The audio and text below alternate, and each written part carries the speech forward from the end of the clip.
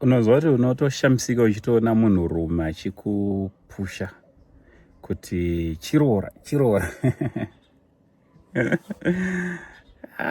regai I hate kuadresa vanhu, handiti I hate kuadresa vanhu, especially kana zvandoda kutaura zvisingatomake sense kune a certain group of people already, handiti I hate it.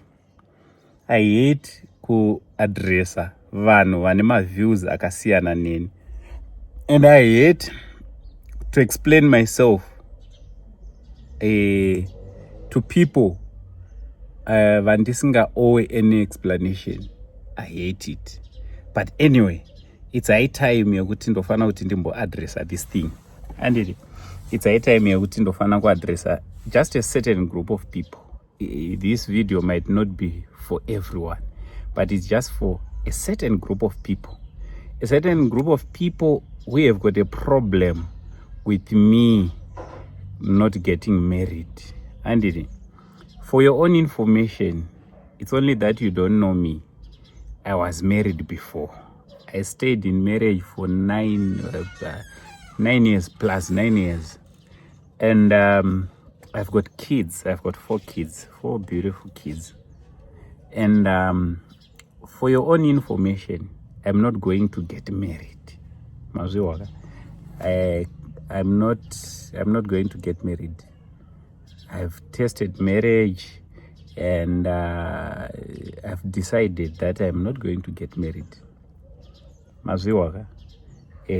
Iwewe kana une hanzvadzi yako yauri kufila like iri kuwesterwa time neni, iri kukamburwa nauncle Saint pasina marriage inozouya, right? This is an open letter to your sister. Please send this video to Uncle Saint so that akapinda mu relationship na uncle should be knowing kuti uncle havarore. Handiti handiendese pfuma kumhuri mbiri, kwandakatoendesa pfuma ikoko zvakatovharana, mazviwa. Number 2, even if I decide to get married, I'm not going to get married to your sister. Mazviwa. I'm not going to be related to get married to anyone who is connected to you or related to you. So no, hapana dhiri rakanyanya because nyango ndikaroora kunenge kuri kumwe, and nekuwanda kwakaita vakadzi vasati varoorwa, even if I get married, I'm only going to get married to one lady. And zvinongozosiya futi newe uri kuchema, uri kuskrima kuti angu ngavarore, unongosara futi usina murume, kana kuti hanzvadzi yako inongosara futi isina murume, wazviwa. If you feel like ango kusarora kwavo ndosaka hanzvadzi dzedu dziri kukumba, I'm not in love with your sister. I don't like your sisters. And so musaite noise kuti rorai. Pusha zvelife yenyu, pusha zvelife yako. If you feel like uri kunzwira tsitsi vakadzi vasina kuroorwa, you can take another wife. Yes, get married to as many ladies as you can. Hapana chiri kukurambidza. If you feel like wakuda kuroorwa, you can date someone's husband. Kana isusu tisiri kuda kuroora, variko vakaroora kare, you can date someone's husband. And I'm sure if you explain your story very well,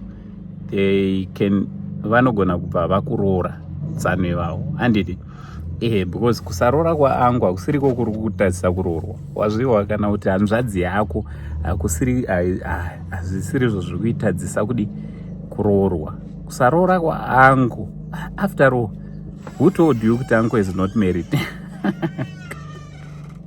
No, we've got a lot of people who claim that they know you, but unenge uchitoseka uri kuseri uchitozwa kuti hapana. Who told you that I'm not married? Who told you that I'm not married? Who told you that I'm still single? I enjoy it when you say things which you don't know. You think it's every one of us on social media panoya ne life yavo pa public. Ndinokuvigirai zvandoda kuti muzive. zvamusingafaniri kuziva zvinei nemi. So zvekunditi roora kana kuti usarore kana kuti it's my private life. Area yekuroora, even if I get married today, I'm addressing this to you all. You won't know kuti kumba kwane mukadzi. Mazviwaka? You won't even know because that's my private life. Ndakatoita mistake kutombouya ndichikuudzai zvimwe zveprivate life yangu, but area yemukadzi is very unfortunate.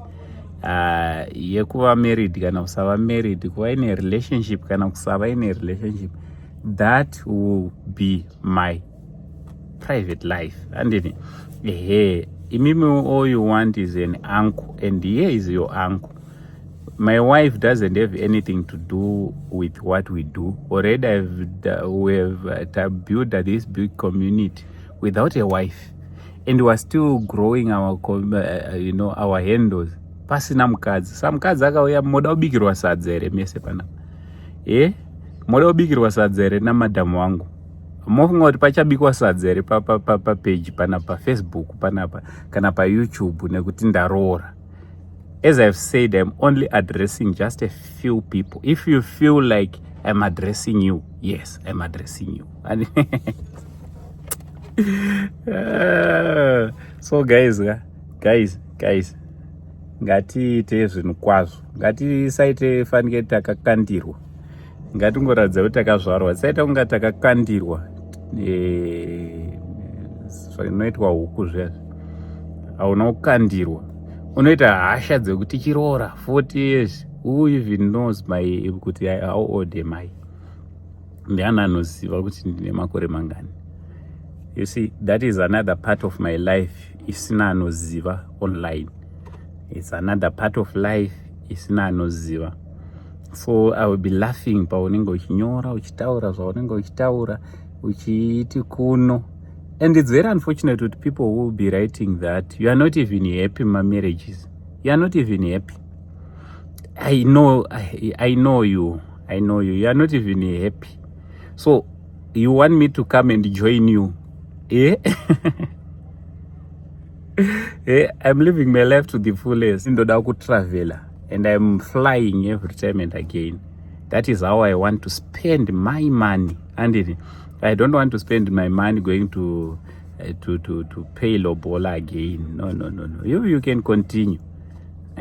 You can continue. You know, life.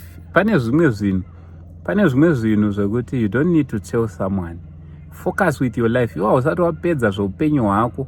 And ndichipedza, do you know kuti it's easy for you to get married? It means there are some other things which are very easy for me to do. So usingatogonewo. So zvaunogonawo tikakuona muna vakadzi venyu tinototi makorokoto aiwa vagoni zvavo. Isuwo tine zvatinogona zvamusingagone nevakadzi venyu. Anditi kozotiwo vamwe kutoti murimo mamarriage machona, but ndine zvimwe zvinofanira kubuda mamarriage zvandinazvo ndisina marriage, imimi zvamuri kukonewa. Mazviyo. Handidi kuzonyanyisa kutaura. Samusandiite kuti ndinge ndinoadresa nyaya dzisina basa. So nyaya yemarriage yaperera panapa. Chingoziva kuti zvoni nyange ndikaroora ambikirwe sadza paSaint TV, hapana nguva yekuti lunch mbuya ngawabike. No. It will be for my own benefit. Okay, kana muri kuti ndiri kukambura, hanzvadzi yako iudze kuti iri kukamburwa naUncle Saint. Kana iri hanzvadzi yako, chingoiudza kuti isiyane naUncle Saint. Handiti? Kuitira kuti pakukamburwa isakamburwe zvisingaperi marriage, because Uncle Saint, he might be married by now. He might not be married. Only me knows.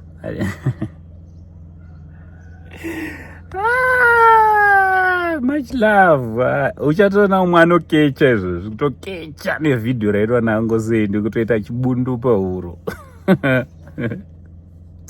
Yatsanga nekugava totombono chikadu like